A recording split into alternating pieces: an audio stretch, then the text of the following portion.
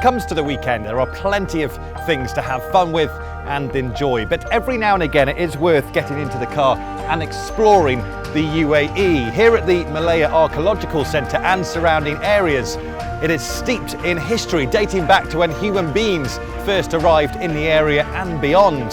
So come with me as we discover Mleiha.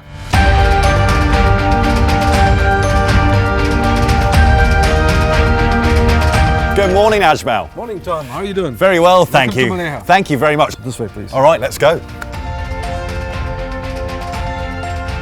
So, Ajmal, this is so our this first is the stop, palace, the and our palace. first stop.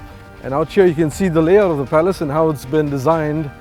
We're talking 2,000 years ago, Literally, aren't we? Yeah, between 2,000 to 2,400 years back. Okay, let's go and have a look. So we're entering the palace area of Mleiha, and this is a structure that is from the late pre-Islamic period. As we walk up, you can see the whole structure. Wow. And you can see the different rooms and the courtyard inside. And there were 8 watchtowers, and those watchtowers were for security reasons. This would have been the residence of the seat of power, or the royal residence per se. Okay. And obviously the fort has been built up, in the last couple of years, just so we can have an idea of exactly. what When the we palace first found was it, like. the palace was in ruins. So what the archaeological authority of Sharjah did was build it up a bit, so at least you get to see the structure and how this place was at a foundation level. If you look closely at the walls, you'll see a thin layer of cloth in between. Yes. All right, that differentiates old from new. So what's below that layer of cloth is the actual structure, slightly plastered to protect it from rain and the elements. And above that has been rebuilt to a foundation level. How deep was the palace buried when it was discovered? It was completely buried in sand. There was just 1 or 2 walls poking through. Amazing. So this whole area is full of camel farms. So this was an old camel farm itself.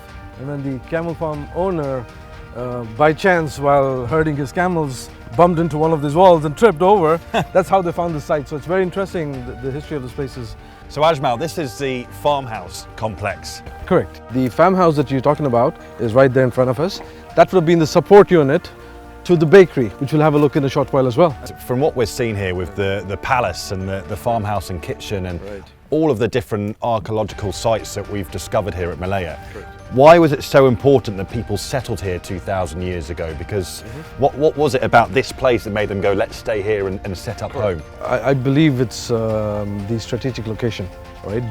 Being situated between the 2 coastlines of west, which is Dubai and Sharjah, and east, which is Fujairah, Kalba cities. You're right in between trade from both sides. This to me looks like an early form of a toilet, but I'm guessing it's not. It's not, it's a furnace.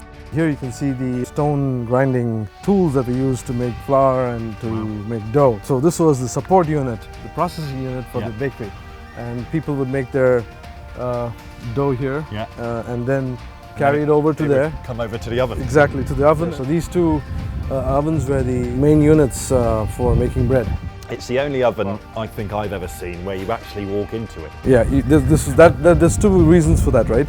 One was wind and the other was sand. Well, Ajmal, get the pizzas on. And Definitely, yes. Ajmal, we've seen where the rich lived in the palace. We've seen the cooking quarters of the town of Mleiha. I guess it's only right that we see where everyone ended up. That's where we are. So this is the burial chambers. Yep. We've uncovered over 125 graves. Wow. Including 6 monumental tombs, which you can see right out there. Obviously, those were for the rich and powerful. Okay. And the rest are all laid out across the site. Wherever you see a brick, that indicates a grave which has been excavated by the archaeological department. And you can get inside the grave as well. I never thought I'd be buried alive, but here goes.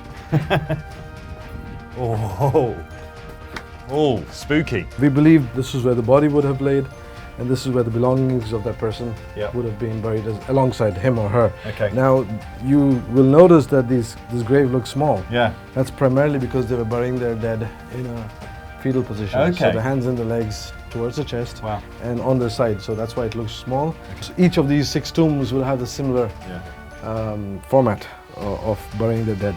What I find fascinating as well, Ajmal, is when this community would have been thriving and 2,000 or so years ago, this place actually wouldn't have been a desert for that long at that time. You're right. It was a lot greener than it is right now. This was right about after the Iron Age when desertification actually was taking over the landscape. Yeah. So yes, indeed, it was not as we see today, but better thriving conditions for humans back then. It's just, yeah, it's fascinating to know that this area was just so much different. Yes, very much. And will be To again present day. in the future. It will be again in a few thousand years. Mm.